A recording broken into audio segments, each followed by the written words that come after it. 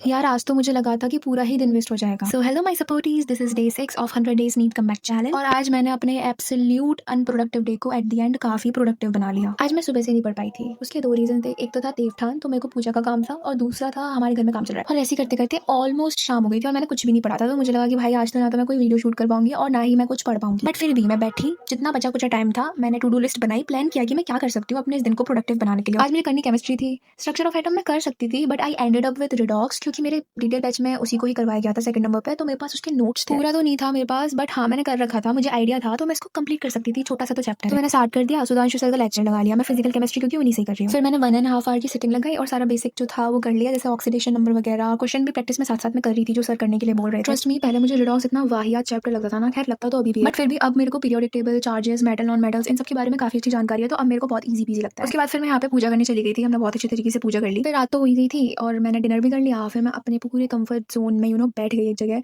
और फिर मैंने सोचा कि अब तो इसको कंप्लीट करके ही उठना है। एंड गेस व्हाट, मैंने कंप्लीट कर लिया। मतलब overall at the end I ended up completing whole chapter. तो इसी से ही हमें समझ मिलती है कि प्रोक्रेस्टिनेट ना करें। अगर दिन अच्छा नहीं जा रहा है तो जो बचा हुआ है उस पर ध्यान दें और कर्म करना शुरू करें। रही बात क्वेश्चन प्रैक्टिस की, तो वो तो मैं अब कल ही करूंगी यार, अभी तो नहीं कर रही मैं, but still I was like eight the and खुशी थी मैं कि चलो ठीक है, हो गया। सो या that's all for today. Thanks for watching.